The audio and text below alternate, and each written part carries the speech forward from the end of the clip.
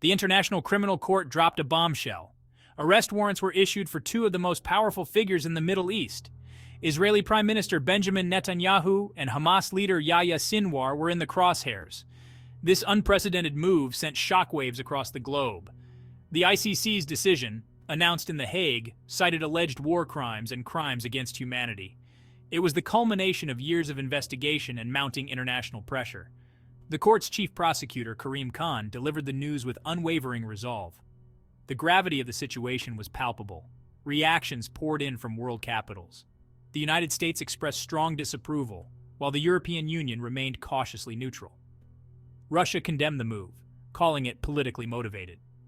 Meanwhile, celebrations erupted in Gaza, while Israel denounced the ICC as biased and illegitimate. The ICC's action thrust the Israeli-Palestinian conflict onto the global stage once more.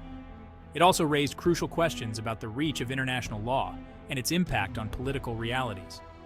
The world held its breath, wondering what this dramatic development would mean for the future of the Middle East and beyond.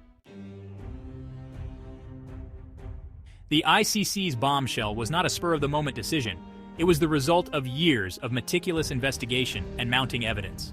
The court had been examining alleged crimes committed during the 2014 Gaza war. This conflict left a devastating trail of death and destruction, fueling international calls for accountability. The ICC probe focused on both Israeli military actions and Hamas rocket attacks. It scrutinized the targeting of civilians and civilian infrastructure as well as the use of disproportionate force. The court heard harrowing testimonies from victims and witnesses.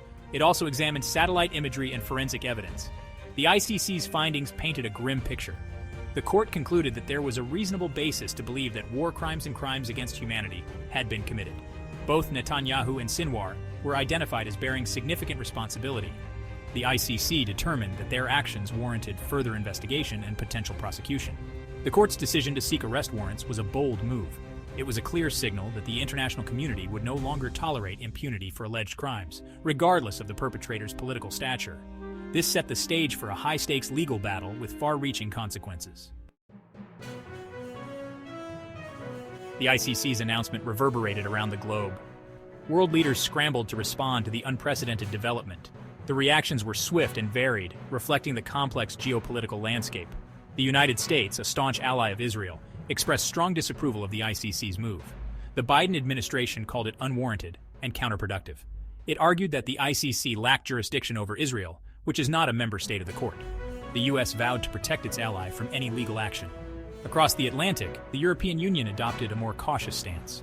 While acknowledging the ICC's role in upholding international law, the EU stressed the need for a negotiated solution to the Israeli-Palestinian conflict. It urged both sides to exercise restraint and avoid escalating tensions. In Russia, the ICC's decision was met with outright condemnation. Moscow accused the court of bias and political motivation, echoing Israel's stance.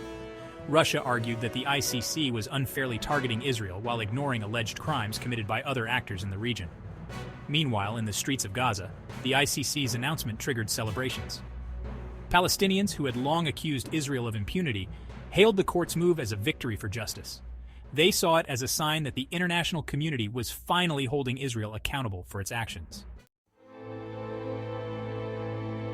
The ICC's pursuit of Netanyahu and Sinwar ignited a fierce debate about the balance of justice and political realities. The court's action highlighted the tension between the pursuit of accountability and the complexities of international relations. On one hand, the ICC's mandate is to investigate and prosecute individuals accused of the most serious crimes. The court operates on the principle that no one is above the law, regardless of their position or power. Its pursuit of Netanyahu and Sinwar underscored this commitment to upholding international justice.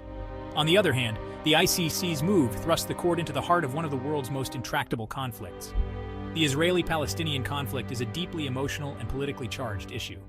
The ICC's action threatened to inflame tensions and derail fragile peace efforts. The ICC's decision also raised questions about the effectiveness of international law in a world where political considerations often hold sway. The court's ability to enforce its arrest warrants remained uncertain. Both Israel and Hamas had previously refused to cooperate with the ICC, dismissing its authority. The ICC's move presented a stark choice: prioritize the pursuit of justice, even at the risk of exacerbating political tensions, or prioritize political stability, even at the expense of accountability.